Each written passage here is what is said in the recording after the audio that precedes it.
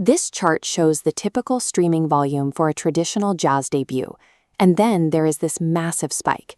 That's Laufey. Her album Bewitched didn't just break records, it set the all-time high for a jazz album debut in the history of Spotify. The critical industry was just as quick to validate her. At 24, she took home the Grammy for Best Traditional Pop Vocal Album, then repeated that success in 2026 with her third LP, A Matter of Time. To understand why she exploded, we have to look at the landscape of the early 2020s. Gen Z audiences were submerged in a sea of high-tempo, hyper-digital pop music. This relentless pace eventually reached a breaking point, leaving a massive cultural opening for something warm, analog, and quiet. Classical and jazz music could have provided that relief, but for years, younger listeners saw those genres as gate-kept or inaccessible relics of the past. They were dying arts that no longer spoke their language. Laufey's arrival functioned as a release valve for that pressure. She stepped into a culture already seeking an escape from the digital noise and provided the specific acoustic relief they were waiting for. Long before she was a global star, she was an odd fish in Reykjavik. As an Icelandic Chinese kid obsessed with the cello, she spent her childhood in a different world than her peers. That discipline was a family requirement.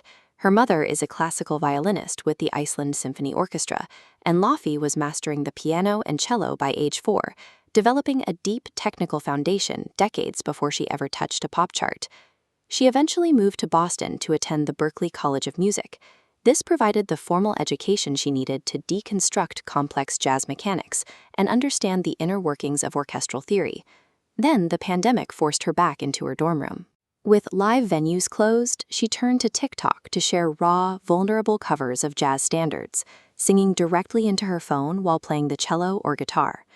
This collision between elite classical training and the unpolished reality of a dorm room created a new archetype. She had the skill of a virtuoso, but the relatability of a creator.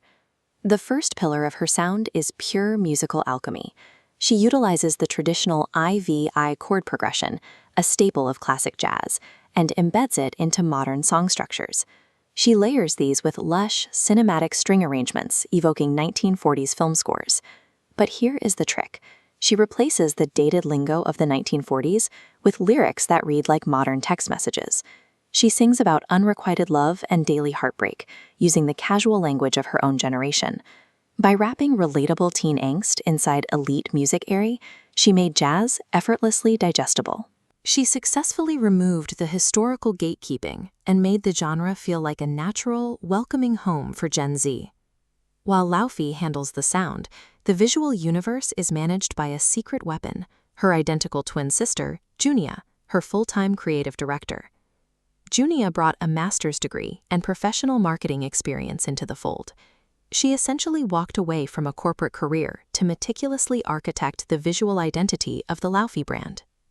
Together, they built a cinematic universe. They marketed the brand through a lens of playful sibling rivalry and twin-related humor to keep fans engaged. In one viral moment, Junia claimed she planted a banana peel on stage to make Laufey trip during a concert as revenge for a childhood argument. The audience loved the drama. This strategy turned a solitary musician into a protagonist.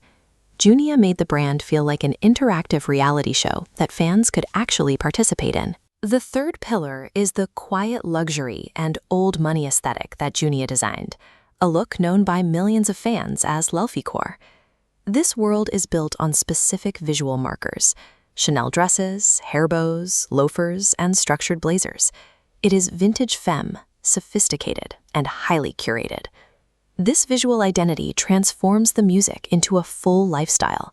Fans do not just listen to her records, they actively adopt the entire sophisticated analog world that the Laufeycore aesthetic represents.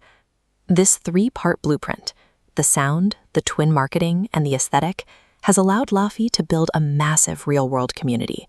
She's moved beyond standard merchandise into offline empire building. She organizes global book clubs, leads library card sign-up drives, and celebrates an annual A Very Laufey Day where fans gather in coffee shops and farmers markets. Her crossover power is massive. At Lollapalooza, a festival usually known for high-energy partying, she drew thousands of teenagers to stand in silence and watch the Chicago Philharmonic Orchestra. The scale of her impact suggests a lasting shift in what listeners value. She has proven that in an era of viral clips, there's a massive demand for technical skill, timeless aesthetics, and emotion.